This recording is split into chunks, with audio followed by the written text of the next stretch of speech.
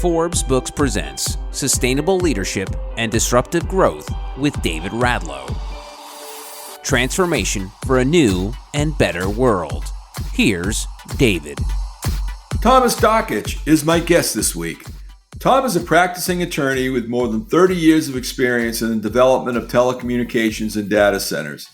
He has closed more than $500 million in transactions, including the sale or merger of companies on every continent except Antarctica.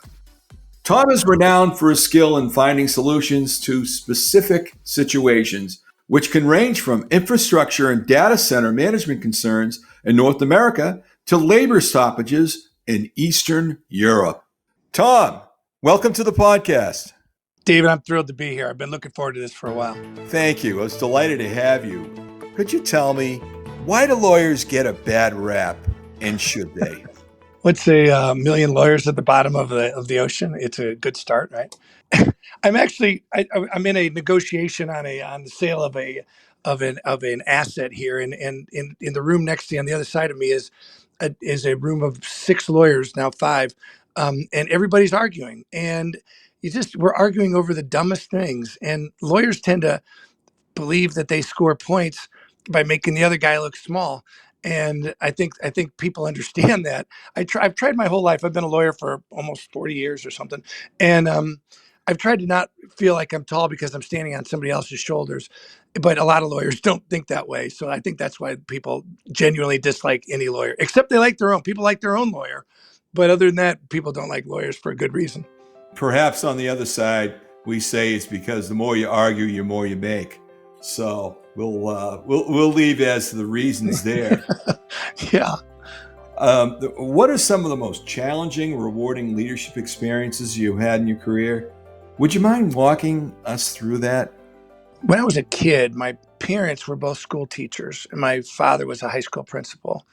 And I thought I was really slick and smart, and trying to pull shenanigans, we'll just call them shenanigans, over on a high school principal was not an easy thing to do. So a lot of times I got caught doing things that, nobody in jail or died or anything, but doing stupid things. And that was, it kind of shaped you can test the system, but you can't really, but the system always seems to win. So my practice, my life has been trying to make certain that not that the system gets tested, but that I fit into the system and that I understand the system. And in lobbying, or in doing deals or in trying to make a buck for your client or for yourself, you have to figure out where you fit into the deal. And people who are not self-aware tend to get beat. And I've always tried to be self-aware. One of my biggest moments was my best buddy. We were selling his business more than 15 years ago, and I knew more about his business than he did. Quite honestly, I was in-house counsel and I was kind of the COO, but I was billing an hourly, and I sold his company for he got $24 million, which is great, and I got $800,000, which is an $800,000 fee is wonderful. But my best friend just made $24 million, and I was like, yeah, I don't want to be that anymore. And so I've taken a more active leadership role than just being a general counsel to companies. In that regard, to just taking a step back on not just the financial opportunities, incentives, but how do you balance your legal expertise and your business acumen when leading and advising, whether it's your friend or other organizations? How do you do that? David, you obviously know, you've been around the block, because that's a question that is at the core of what a lawyer who's trying to do a deal, that question's at the core of it. When are you a lawyer, and when are you an officer? When are you a member? And you ask a question that strikes lawyers who are in deals every day. So somebody on the Supreme Court once said, I don't know what pornography is, but I know it when I see it. And I try to, having done this for so long, you try to make it so that when you're making a judgment call, you just know which way you're going to go. And sometimes you make mistakes, but less now than I did when I was in my 30s. So you have to be careful that you don't screw people and have them think that they were your lawyer. But you also have to make certain that everybody knows that you're a lawyer, because if something goes wrong, they're like, "Oh, he was a lawyer, he didn't disclose it." So it's a delicate balance. I mean, it's a hard thing to do sometimes. As you're balancing that, how do you manage your time, energy, and resources and you achieve your goals? In all candor, and I'll get very introspective here, my wife and I are just working through that. We just finished the whatever the pandemic, and people blame a lot of things on the pandemic, which I don't blame anything on the pandemic. It happened, deal with it, move on. But for guys who are doing tech deals, there's no bigger opportunity. I mean, this has been the best environment to do tech deals that there's ever been. I mean, we do more tech deals now than ever, which means that there's guys like me who raise money, attack legal issues. I mean, I'm busier now than I've ever been, and it hurts your marriage. And so balancing is a very difficult thing. My wife is wonderful, and she's had hit me over the head a couple times with a 2x4 to say, "Tom, hello, we're out here. You know, my kids are grown, but and you're not doing a good job balancing it." And for me, if you don't start out with a solid footing, um, you have a little issue. We with my family, I grew up Catholic. I am Catholic. My wife and kids are Jewish, and so we kind of use the differences in our faith within our my little core group of five, me being the one Catholic and my wife and kids being the four Jewish people, and we use that as kind of like a counterbalance. But if I didn't have such a this is going to sound a little egotistical, but such a robust deal flow here, I'd be going crazy. That being said, I have not done a very good job of balancing things, and it's cost me. At least you're talking and you're still married and you're getting hit by a 2x4 every now and then. You know, you're doing better than most of us at times. Okay. When you and I met a couple months ago, that was we met at a great event. I thought it was a great event. That was one of those events where you look around the room and there's so many people with so much talent. You're thinking, man, people just come out for events now. How do they all balance this? There were so many people at that event who were so strong. How do they do that? So that was kind of that was kind of an interesting part of it too. It was with that event that we were at. Well, that was an outstanding Fulcrum event. They're doing a lot of exciting things and they're growing, and that's without a doubt that's very positive. Just a question turning to ethical dilemmas. How do you deal with ethical dilemmas or legal issues that may arise in the work context? So I'm a big believer in over communicating. I have two people that I rely upon, and maybe a couple people rely upon me to bounce things off. And we don't bill each other and all that sort of stuff. But if I have an ethical question or a question that even gets in there, I have two guys that I bounce things off. I think Mike Tyson is brilliant in a lot of ways, and one of the ways is he has this saying, which is everybody has a plan until the first time they get punched in the face. So once you've been punched in the face, it's all how you react to it. And my little group, my two buddies that I bounce stuff off of, kind of help me figure it out. I don't. If I get into the margin, I call one or both of them, and if they get in the margin, they call one or both of us.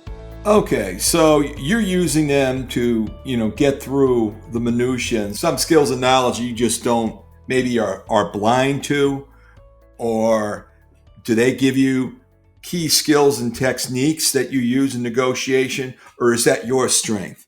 I'm pretty good at getting into a room and getting somebody to realize my position or my client's position and seeing the merit in it. I'm pretty good at that. What I sometimes need help with are, well, I'll call them bumpers. Like, some people bowl and they throw everything into the gutter. The other people, so you put bumpers out there. I'll need some bumpers because when I'm getting into something or getting excited about something, I think some people tend to shy away from that. And some people tend to overstate. Maybe I'm an overstater. I'll exaggerate something every now and then or say something that is stretchy. Yeah, I use my two friends to kind of help me blunt that down and make it such that I don't do that. So for instance, I don't understand tax rules. I mean, I could sit and read it for a month and not understand it. So I just avoid it entirely, 100% entirely. Well, I'm not doing myself. We're building fiber networks someplace, blah, blah, blah. I'm not doing myself or anybody else any good by just having my head in the sand on these tax rules. So it's one of those things that okay, I need some help cutting through my problem, which is I don't want to learn it, and yet I have to. That's just one example. So, what you are basically are saying is that do you think that you create agreements that are clear and concise, that are enforceable, so you avoid litigation going forward? Or really, how much of your contracts that you get into end up later in dispute and litigation? So a big chunk of what I do involves public-private partnerships.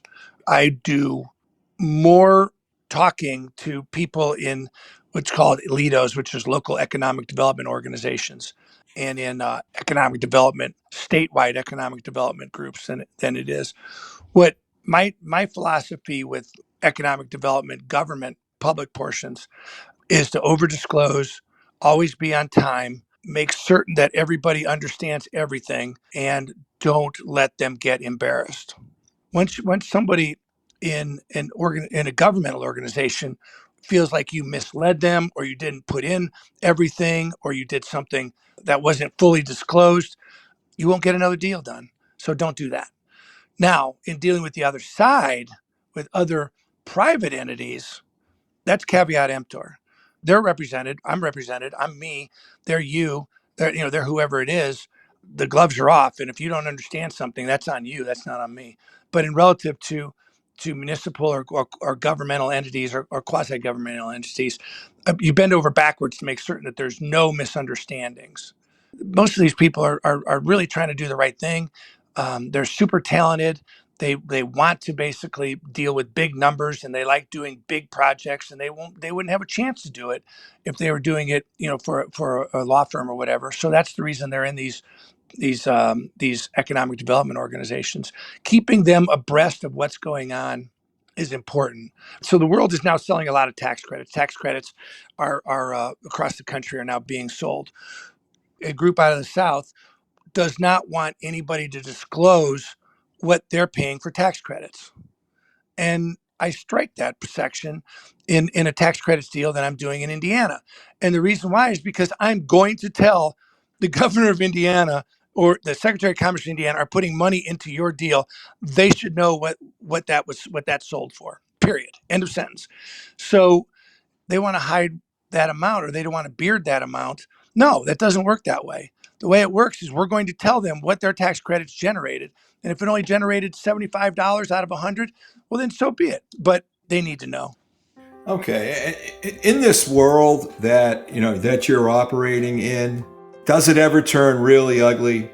Do you end up with litigation, or for that matter, if you end up in litigation, that's going to screw up many years of business. So you do everything possible just to avoid it. David, my confession, and it's just you and I talking. There's nobody else. There's nobody else here. But I'm not the smartest guy in the world. I'm not the hardest working guy. I'm not the brightest tool here. But I have a good sense on where a deal's going. I really pay attention to the details. And if I have any gift, it's I can feel when a deal is going well, and I can feel when it's going south. As soon as I feel like a deal is going south, I don't get on the phone. I don't call, I don't text. I make an appointment in person. Like literally, I'm going to your office. I'm going to sit in your office and I'm going to give you my impression. And 3 out of 4 times I'm wrong. It's a wasted meeting. I had a deal in Philadelphia recently where I felt the deal was going sideways. Set a meeting with the guy for the next day. Flew over there, sat there across the table, and within 90 seconds, I realized I'd read the thing wrong, and we went out to lunch. He never even knew that I was thinking that I was there covering for a mistake. But when you get it right, it avoids litigation. My deals don't go to litigation. My deals get worked out. My deals tend to change people's lives in an appreciable way. But when they start to go sideways, my special gift is I can fix them and I can sense when they need to be fixed. As long as I know it's coming, as long as I can feel it coming, I do a pretty good job of keeping it out of litigation. James Madison says people feel before they think. And very directly, as you conduct your economic and legal research and analysis to support your recommendations, how much time do you spend having associates or other people yourself really going in and doing your research so you're academically, or for that matter, just intellectually prepared? The internet is amazing and Google's fantastic and LinkedIn is wonderful. And in a perfect world, everybody would know everything about everybody at all times. But at the end of the day, it doesn't work that way. What I try to do, really try hard to do, is to have a sense on whether, like if I'm going to meet somebody new or if we're going into a new area, have a sense of what's important to them. I don't want to know whether they got arrested for having, a drink when they were in high school. I mean, whatever, blah blah blah. But at the end of the day, having a sense on who somebody is really matters. Um, so, and a bunch of people I know don't like that. They're like, "Well, I'm not on LinkedIn because I don't want people to know that I went to a crappy college." Well, you have the wrong perspective. I mean, just get through all the get through all the details as quickly as you possibly can. We're on this planet for a short period of time. The silly details that kind of matter, but not really. Just get rid of them. Just disclose them and move on. Okay, as you're developing, let's say, strategic plans for your organization, for that matter, others and your clients, what do you see as the key things that you're really looking for strategically that turns into great success, or for that matter, great failure? This has changed so much in the last 5 years. My answer, 5 years ago would have been entirely different than today. There's money out there. And granted, we had a couple banks go under today, and I don't know what's going to happen. By the time this airs, we might be in dire financial problems. I don't know. But as we sit here today, there's money all over the place.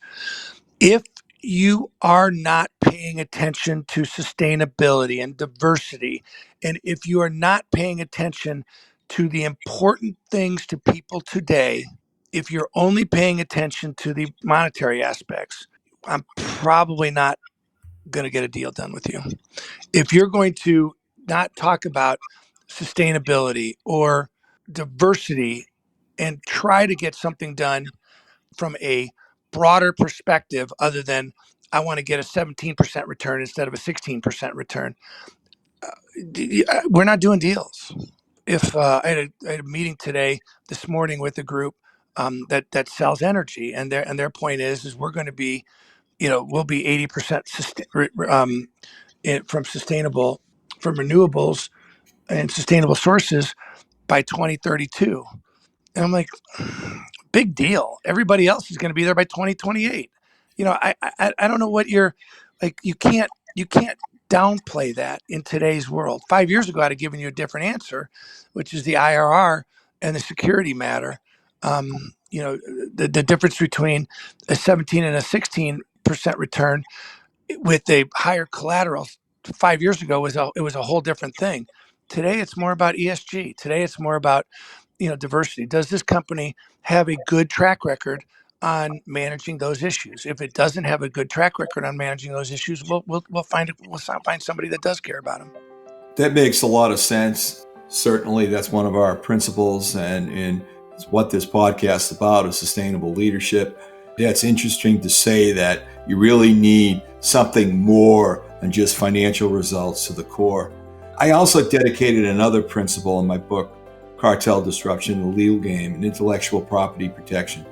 Where does Tom come down on what is best for intellectual property protection? Do you keep something a trade secret, or do you file a patent where an army of Fortune 500s can steal the technology and bury an entrepreneur with scorch and burn faster than high-speed technology? I think you have to protect yourself if you have something that's truly patentable. We in Gary, Indiana, my hometown, we're working on some technology that would remove ozone from the air and create flakes of pure carbon that can be used for whatever purpose. So we patented that. I mean, it's important to patent that. 2 years from now is an NDA, which is essentially a form of patent.